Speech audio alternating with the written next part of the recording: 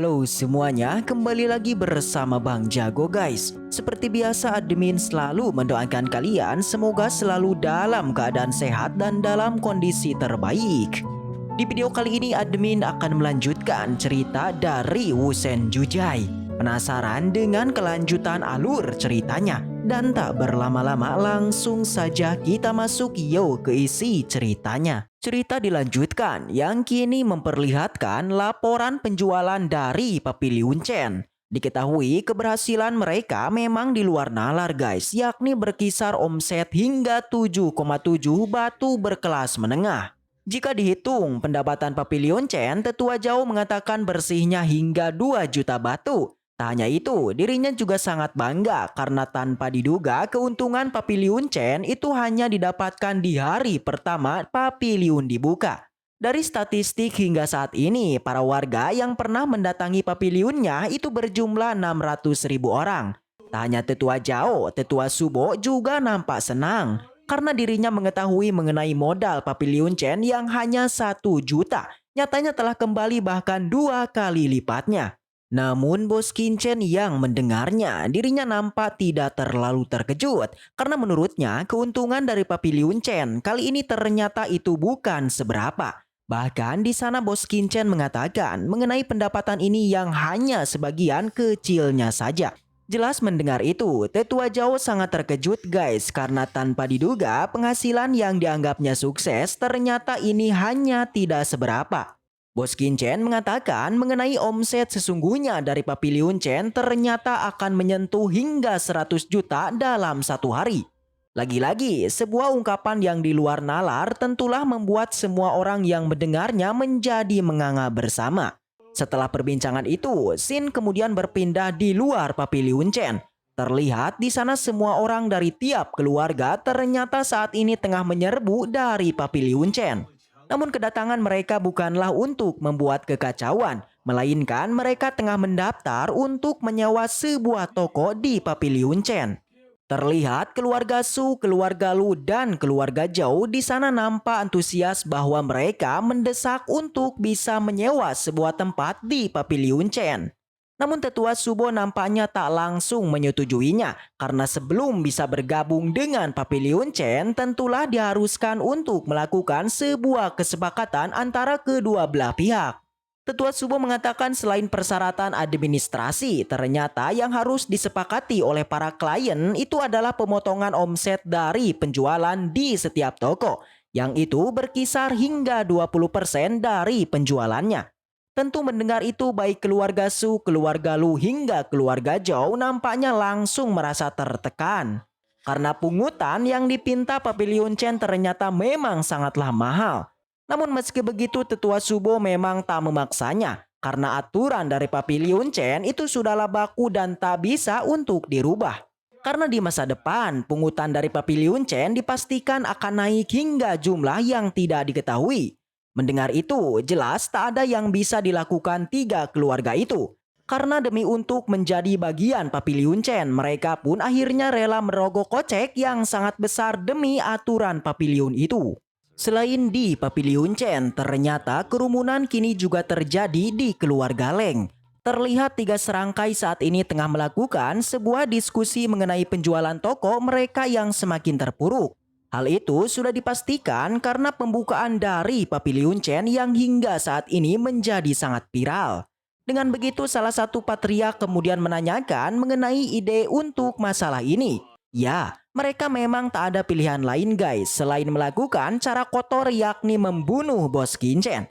Karena nyatanya di balik kesuksesan Papiliun Chen, Leng Bokong mengatakan bahwa hal ini bersumber dari Bos Kincen. Namun untuk bisa menghabisinya ternyata tak bisa semudah dengan apa yang dibayangkan. Nyatanya selain kekuatannya, Bos Kincen juga memiliki dukungan dari orang-orang kuat.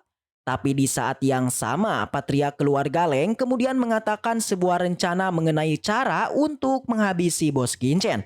Yakni patriark keluarga Leng berencana untuk menghancurkan dari asal-usul Bos Kincen yang itu adalah 5 kerajaan.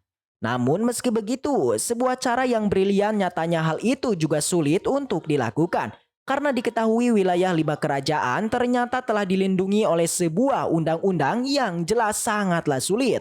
Akan tetapi meski begitu sang patriark tentu telah memikirkan dan menyimpulkan untuk menghancurkan 5 kerajaan tanpa tangan-tangan mereka. Ya, sang patriark berniat untuk membiarkan sekte Leucian dalam pergerakan ini. Mendengar itu, semua orang pun setuju dan misi pembantaian akhirnya dimulai.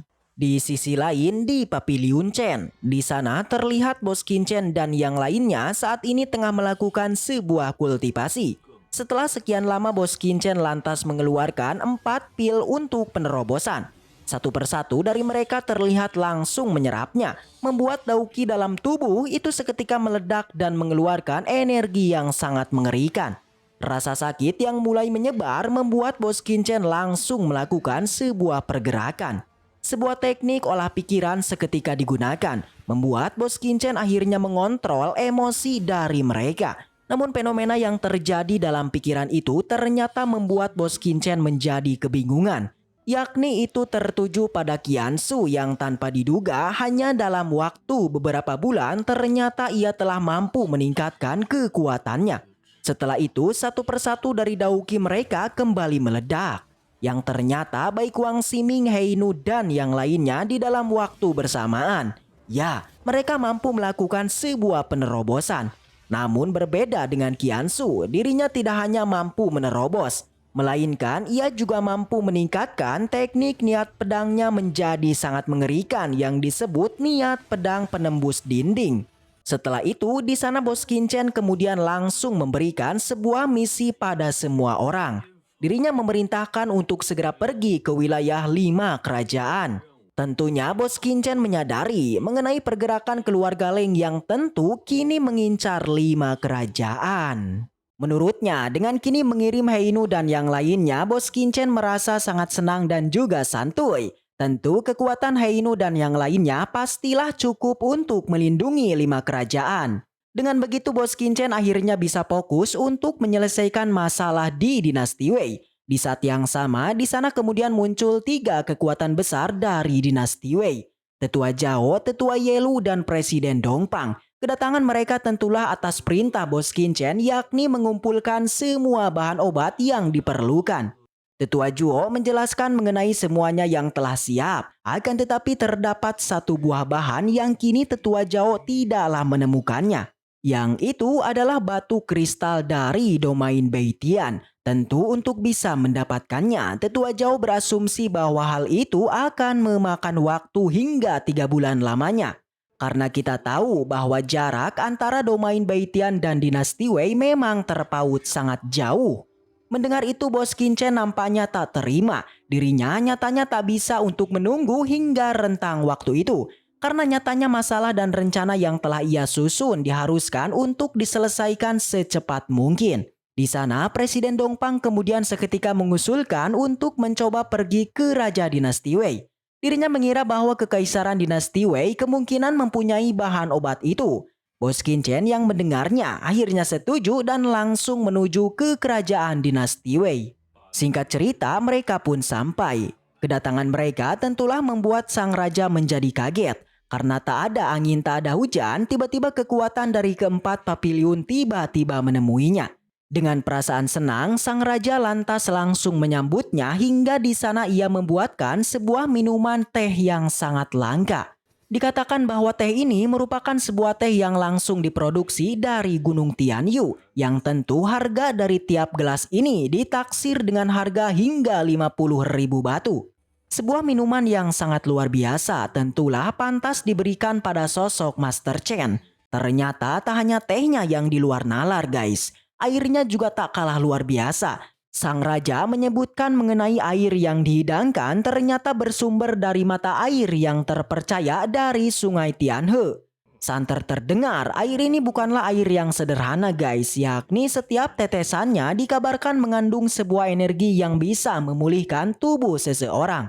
Dengan santuinya, mereka pun mulai meminum air yang luar biasa ini. Dan benar saja, selain nikmat, Bos Qianchen menyebutkan mengenai teh ini yang memang sesuai apa yang dibicarakan.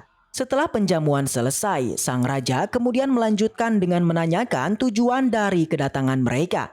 Dengan lantang, Bos Qinchen menyebutkan mengenai tujuannya yang ingin membahas mengenai beberapa kepentingan.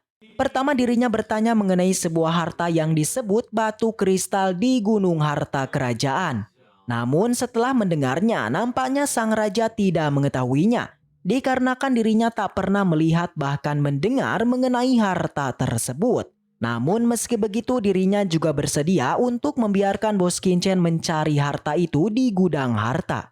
Dirinya berjanji bahwa jika Bos Qinchen menemukannya, jelas ia pun mengizinkan untuk membawanya. Setelah setuju, Bos Qinchen melanjutkan mengenai kepentingan yang kedua, yakni hal itu berkaitan dengan sebuah permintaan mengenai Yang Mulia agar bisa mendatangkan seorang dekan Pusingchen jika harta itu ditemukan. Awalnya sang raja nampak tak setuju karena hal itu ternyata akan menimbulkan sebuah masalah yang akan terjadi di dinasti Wei. Namun meski begitu, sang raja akhirnya langsung menyetujuinya setelah Bos Qinchen menjanjikan penerobosan kekuatannya ke ranah Martial King dalam 1 bulan. Setelah kesepakatan terjadi, di sana kemudian muncul dua sosok pria dan wanita. Ternyata mereka merupakan anak-anak dari sang raja, Liu Yuanqing putra kelimanya dan Liu Lingyun putra kesembilannya. Sang raja di sana memperkenalkan mengenai anaknya kepada 4 Master Papiliun. Setelah melihatnya langsung, Tetua Zhuo nampaknya kini membenarkan mengenai berita kejeniusan putra sang raja yang memang luar biasa. Akan tetapi di sela perbincangan itu, Ling Yun lantas tak percaya mengenai Bos Qinchen yang memang CEO dari Papiliun Chen. Sang raja yang melihatnya juga langsung membantahnya. Bahkan tak tanggung-tanggung, ia pun langsung mengingatkan mengenai sikap anaknya itu. Tak hanya itu, Ling Yun di sana juga meminta kepada Bos Qinchen untuk bertarung dengan dirinya. Meski sang raja melarangnya, tapi Bos Qinchen nampaknya tertarik dengan ajakan itu. Dengan senang hati, ia pun memenuhinya dan terjadilah sebuah salam olahraga. Sebuah serangan di sana juga langsung dilancarkan Ling Yun. Namun dengan santuinya, Bos Qinchen malah meremehkannya, membuat ia pun menjadi marah hingga langsung mengeluarkan serangan terkuatnya. Dan stop bersambung. Baiklah, mungkin segitu aja untuk pembahasan kali ini dan semoga kita selalu diberikan kesehatan untuk bisa mengawal donghua ini sampai tamat. Dan sampai jumpa di video selanjutnya. See you next time, and seperti biasa, salam para jagoan.